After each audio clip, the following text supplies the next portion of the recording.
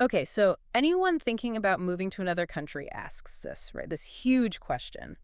What really matters before I actually migrate? Yeah, it's massive. Yeah. And there's just so much advice swirling around. Some good, some, well, maybe not so good.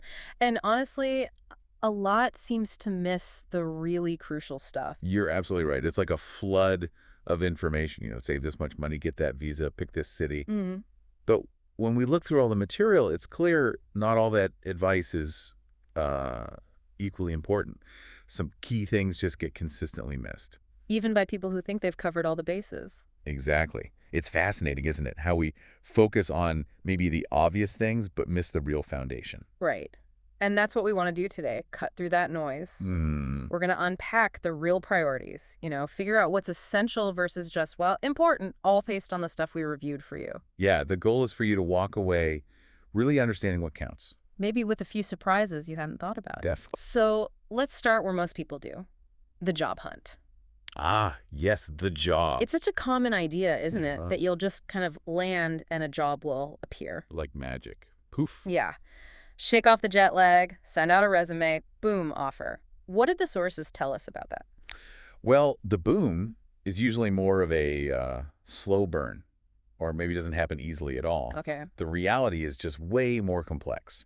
You arrive feeling optimistic, and suddenly you're navigating this whole new system. A maze, basically. Totally. Yeah. It's not just about having the right qualifications, it's understanding the local job ads. For starters, What do you mean? well, the wording, the hidden meanings, the cultural context, what skills they really value, sometimes even unwritten rules about when companies hire. Ah, okay. That makes sense. And resumes. Our sources really highlighted this. Local styles are so different. Like how? Well, in some places, putting a photo or even your marital status is normal, expected even. Right. In others, doing that is a huge no-no. Could even get your application tossed because of anti-discrimination laws. Wow, okay. Didn't realize it was that specific. It can be. And then job interviews. They can be incredibly intimidating. Especially if your English isn't maybe super fluent yet. Exactly. Mm. If you're not confident expressing yourself clearly, it's tough. This is where it gets, really interesting if you're planning a move. Yeah. Because even if you have amazing skills, that local system, the communication barrier, Mm. it can just stop you in your tracks. That's a really powerful point. It's like trying to play a game where you don't quite get the rules. Or the rest calls, yeah. Right. Even if you're a star player back home. Right. Okay, and then there's the money, the finances. Always a big one. Everyone says save 5 grand, save 10 grand. And saving is vital, obviously. Absolutely critical. But the sources we looked at consistently show that amount can just vanish way faster than you'd think. Oh, incredibly quickly. If you haven't planned down to the last detail. So what kind of surprises hit people financially? Well, beyond the obvious stuff like rent and food, there are those big upfront costs. Like deposits. Exactly. Often 2, maybe even 3 months rent need Yeah. right away. That can be thousands just gone poof. Okay, yeah. Then there are fees for hooking up utilities, getting a local phone plan set up, even just daily transport costs while you're figuring things out. It's before you get a car or learn the bus routes. Right. And car insurance, that's another one. Without a local driving history, it can be astronomical. Ouch. And if you're heading to somewhere like Sydney or Toronto or London, that 5 or 10 grand, it can feel like almost nothing after just a few weeks. Oh. It's not always the big flashy purchases. It's the constant, small, unexpected costs. The drip, drip, drip that just drains your savings. It really makes you think, doesn't it? Have you really accounted for all those little setup costs? It's a crucial question. So, okay, jobs are tricky, money goes fast, but there's another layer, right? The emotional side.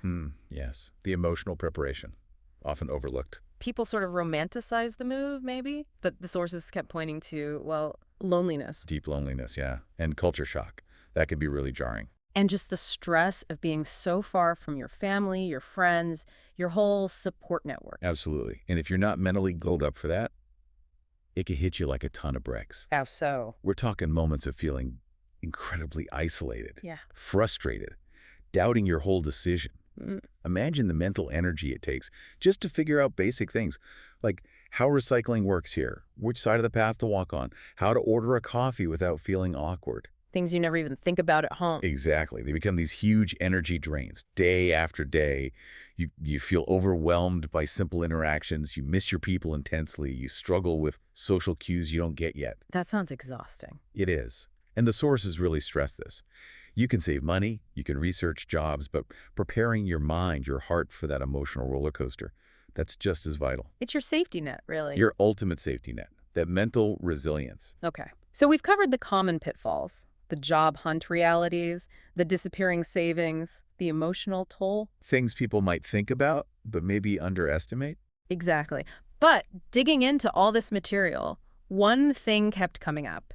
Something more foundational than we maybe expected. And it's something, frankly, most people seem to completely miss. And that is? Your English. Yes. Bingo.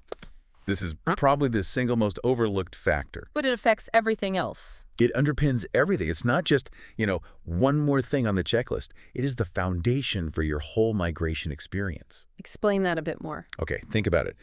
You could arrive with a decent chunk of money in the bank. Yep. You could have amazing professional skills, be really in demand. Got the visa sorted. Even got the visa stamped in your passport. Yep. But if you lack confident communication, if you struggle to say what you mean or understand what people are saying to you, Then what? then every single daily task becomes a struggle, a battle. Yeah. From the really simple stuff to the absolutely critical thing. Which raises that question. What's the point of all the other prep? Your money? Your skills? They're less useful, almost stuck, if you can't navigate daily life effectively because you can't communicate well. That's a really powerful way to put it. Language as the bridge. Or the barrier. Exactly. A huge barrier if it's not strong. Let's make that concrete for people listening. Imagine trying to open a bank account. Right. Yeah. And you can barely understand the teller's questions or explain what kind of account you need. Or calling customer service. Maybe your internet's not working. And every word they say feels like a puzzle you can't solve. Renting an apartment seems huge too. Negotiating, understanding the lease. Asking about utilities, repairs, all requires clear communication. Even just going to the pharmacy.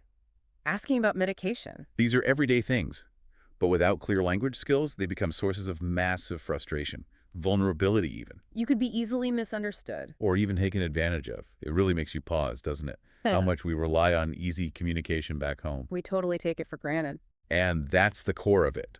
Without that communication bridge, you feel cut off. Isolated. Pervasively isolated. You're there physically, but you're not really connected. Mentally, emotionally, you're separate. And it's not about perfection, right? No, absolutely not. Yeah. The sources are clear on this. It's not about having perfect grammar or, some fancy accent. So what is it about? It's about functional, confident communication. Can you clearly express what you need? Can you understand people in everyday situations? Can you handle practical tasks? That's what matters. That's what's truly essential. It's not academic, it's a practical lifeline. Okay, so if English is that foundational, then here's where people make a critical mistake. Which is? Waiting until they arrive to start learning properly. Or to really focus on improving. Ah, yes. Yeah. I'll just pick it up when I get there Yeah, idea. be immersed. It'll happen naturally. And the sources we looked at are incredibly clear. That is a strategic mistake, a big one. Why? Why is it such a bad idea? Because trust me, once you land, life gets chaotic, fast. Oh. You're suddenly dealing with finding housing, setting up bank accounts, utilities, transport, figuring out a whole new culture. Yeah, but job hunting too. Exactly. Yeah. All while you're probably dealing with culture shock and feeling pretty emotional. Right. Trying to add intensive language learning on top of that. Yeah. Under all that pressure, it becomes 10 times harder. They're just overwhelmed. Totally overwhelmed. Adding language study then can feel debilitating.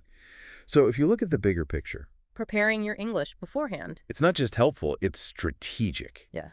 It massively reduces that initial stress. It speeds up your integration, your ability to function dramatically. You're building the bridge before you need to cross the river. Perfectly put. So if we had to boil down everything we've seen, all the insights from the material, into one single piece of advice for you listening, what would it be? It would be this. Treat English as the single most important tool in your backpack. Yes. More crucial than your passport. Yeah. Maybe controversial, yes, in terms of daily function. More enabling than your savings. In many ways, yes. It unlocks the value of those savings. More impactful than any job search technique. It's the key to making those techniques work. It unlocks everything else. It really does. Precisely. And the great news, it's something you can work on right now, today. Okay, so what are the actionable steps for you, the listener? It's simple, but it required commitment. Practice every single day. Make it a habit. A non-negotiable habit. Yeah. And practice means all of it. Listen actively. Podcasts, music, news, movies in English. Okay. Speak. Even if it's just talking to yourself at first, find online conversation partners. Just use the language. Read everything you can get your hands on. Books, articles, websites, whatever interests you, but in English. And writing. Right. Keep a journal, send emails, participate in online forums. Doesn't have to be perfect. The key takeaway is anything helps. Consistency is key. Consistent daily engagement, even small amounts. That's what builds that foundation before you even pack your bags. So, wrapping this up, what's the ultimate takeaway for you? It's this. Yes, sort out your documents. Yes, save your money. Yes, research your destination. That's all vital. Absolutely. Don't skip those. But the single most critical preparation you can possibly do, it's building your English skills before you get on that plane. It's the master key. It unlocks everything, turns those huge obstacles into manageable steps. So maybe a final thought to leave you with. If language really is that bridge to your new life, how much stronger will your start be if you've already built most of that bridge before you even arrive? Good question. Think about the opportunities you could access right away, the challenges you could just navigate smoothly, all because you have that solid command of English from day one. It really poses an important question for you as you prepare, doesn't it? Are you building your bridge now? Or are you planning to figure it out once you're already trying to cross the water?